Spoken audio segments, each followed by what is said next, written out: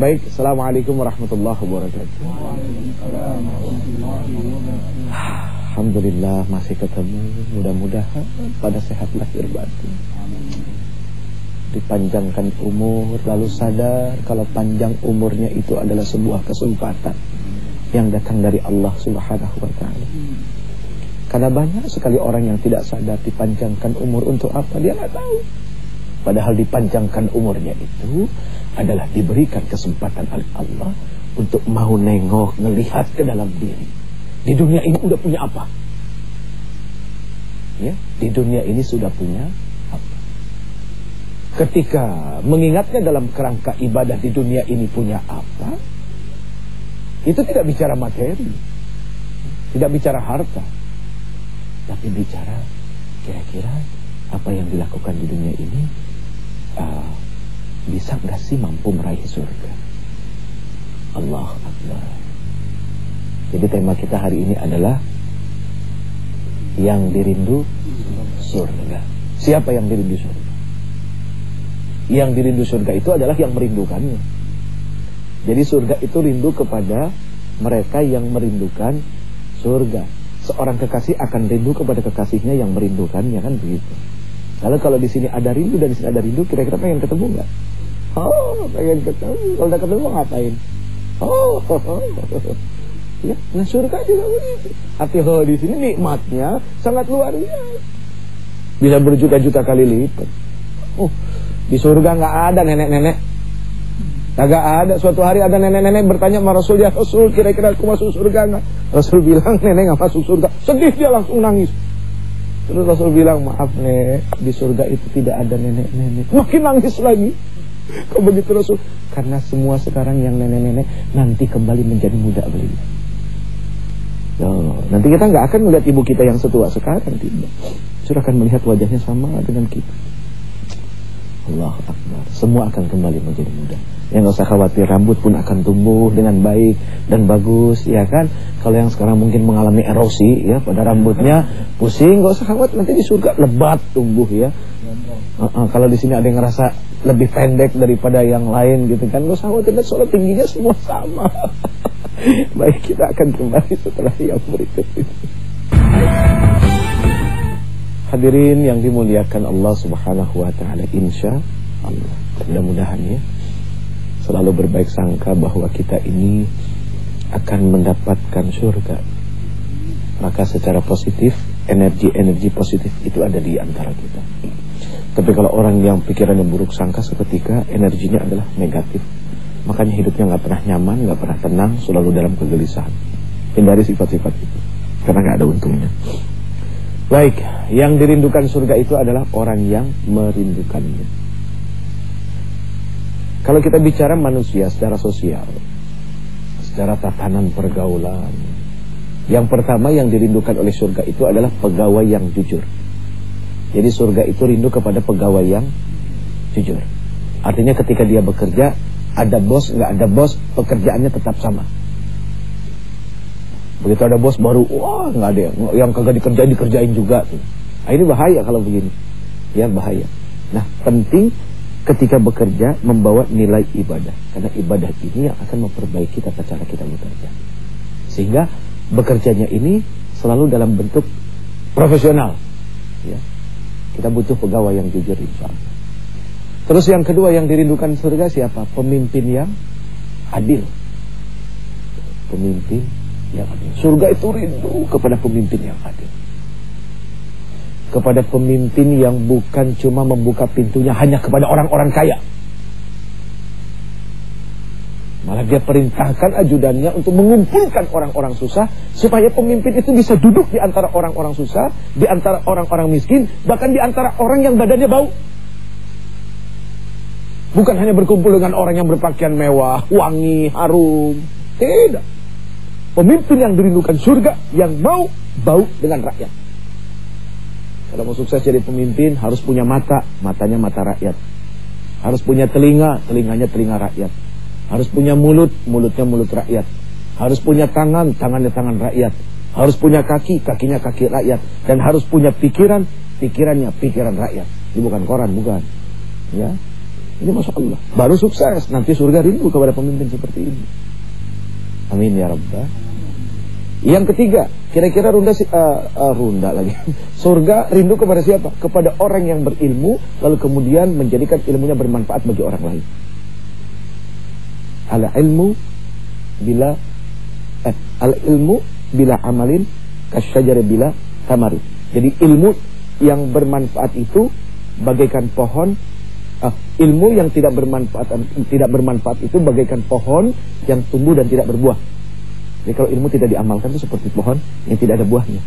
Bisa dia dipakai buat berteduh, bisa, tapi tidak ada manfaat untuk menikmati buahnya.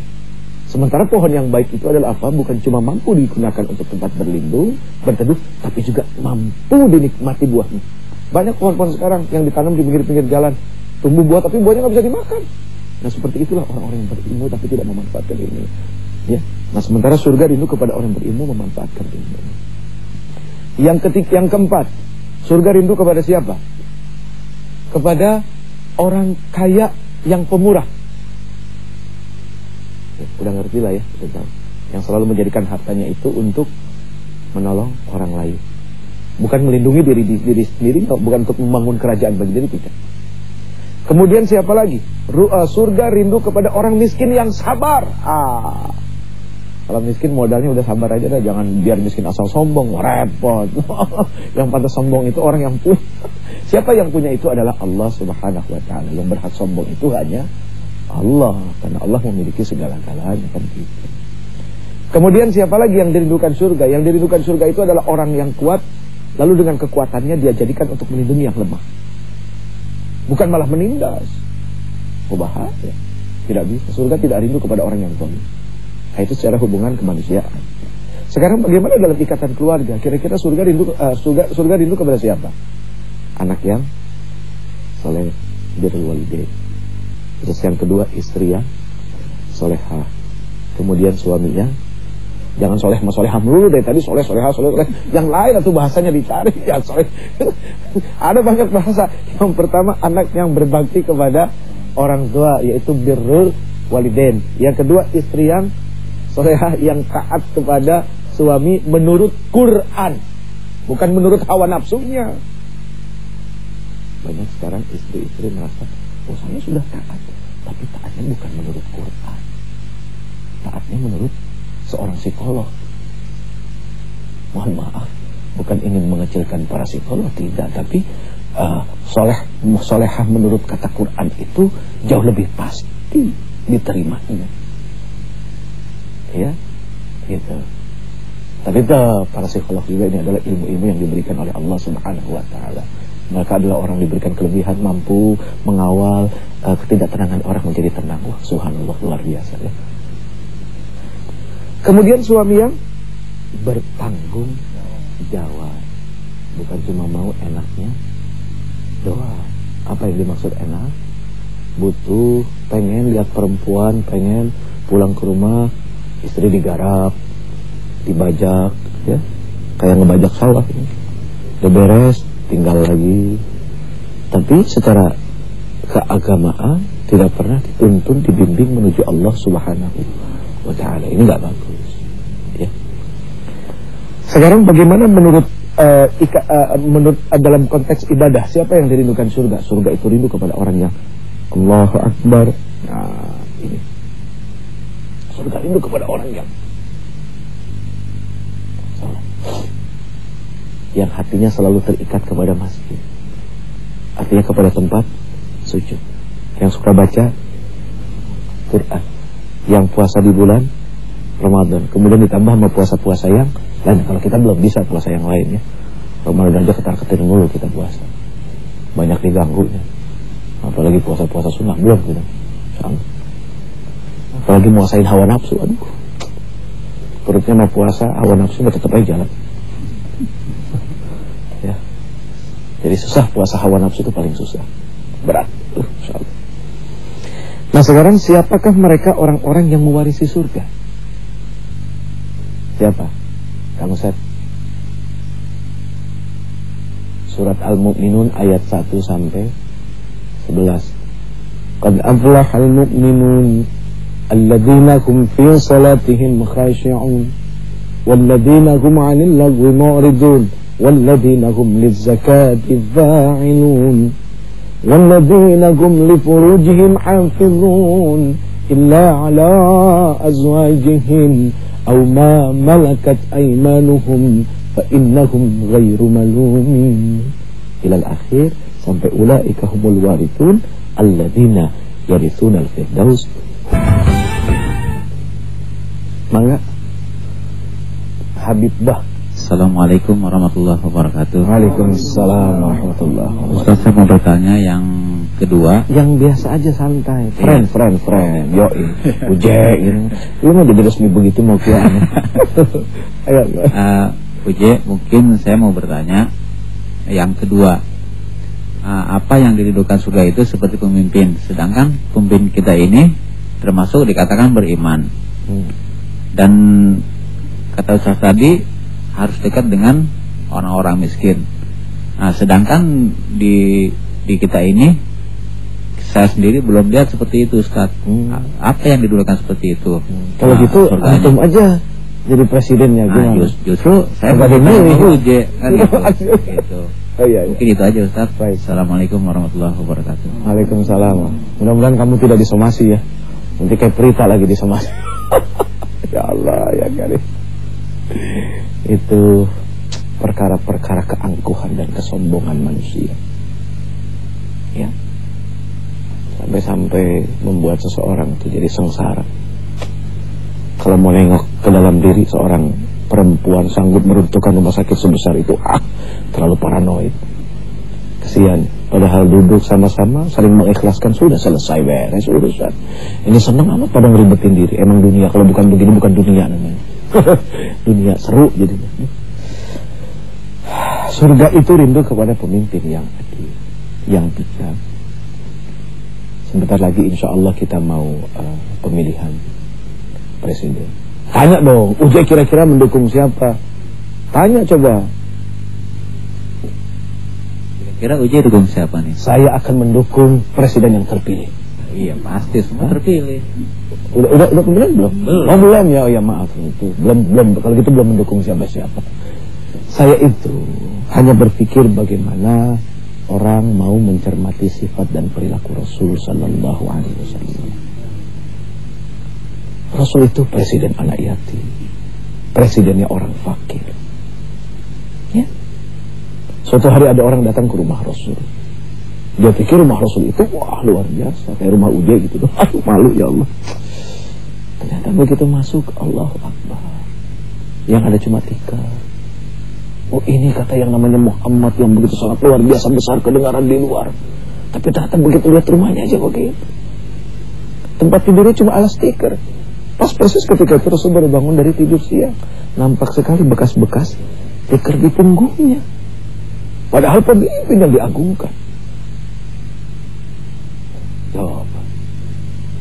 Ya nggak harus gitulah ya, nggak harus gitulah, karena nggak mungkin rumah jabatan kayak begitu. Karena biasanya kalau udah ganti pemimpin rumah jabatan renovasi lagi, ganti sesuai dengan selera yang kepengen mimpinya bagaimana. Untuk renovasi rumah aja tuh biayanya udah berapa? Kalau buat pembangunan perumahan orang-orang yang sekarang nggak punya rumah gitu, subhanallah. Kan banyak tuh di bawah-bawah jalan-jalan tol, kan udah kelihatan jelas-jelas nggak pada punya rumah. Ya daripada dibongkarin terus berantem saling ngusir, ya mendingan dibikinin rumah aja, pusing amat. Tapi ya gitulah. Manusia itu gak akan ingat kalau gak dipecut dulu. Khawatir nanti pecutannya terlalu dahsyat buat bangsa ini, buat negeri ini, karena udah terlalu banyak kita dipecut Allah. Ya. Mari kita berdoa. Mudah-mudahan Allah Subhanahu wa ta'ala menjadikan kita orang-orang yang dekat dengan surga. Ada satu tingkatan manusia yang paling luar biasa. Dia tidak berharap pahala dalam setiap ibadahnya, dan dia tidak berharapkan surga, dan dia juga tidak berharap untuk dijauhkan daripada neraka. Yang diharapkan satu adalah mencari ridha Allah Subhanahu wa ta'ala. Ini tingkatan yang luar biasa. Kenapa mencari ridho? Karena di dalam ridho itu ada surga. Di dalam ridha itu ada pahala, dan di dalam ridha itu dijauhkan daripada neraka. Ya Allah ya Karim, ya Rabbal Alamin, nampakkanlah surga di dunia ini bagi kami ya Allah, sehingga apapun kesulitan ini tidak akan kami lihat, karena kami melihat tampak surga yang luar biasa. Engkau tampakkan surga di dunia ini penuh dengan ujian dan cobaan. Orang-orang fakir yang berpakaian tidak baik, itu adalah wajah surga di dunia. Sementara tempat-tempat yang membuat diri menjadi lalai, kemudian lahir sifat mubazir, menyia-nyiakan harta, membuang-buang waktu, berkumpul syahwat, itulah wajah neraka yang ada di dunia. Semoga Engkau buka pandangan roh kami, pandangan batin kami, untuk bisa melihat jalan menuju Engkau ya Allah. Rabbana atina fid dunya hasanah wa fil akhirati hasanah wa qina adzabannar. Sallallahu ala khairi khalqihi Muhammadin wa ala alihi washabbihi wasallam. Subhana rabbika rabbil izzati amma yasifun wa salamun alal mursalin walhamdulillahi rabbil alamin.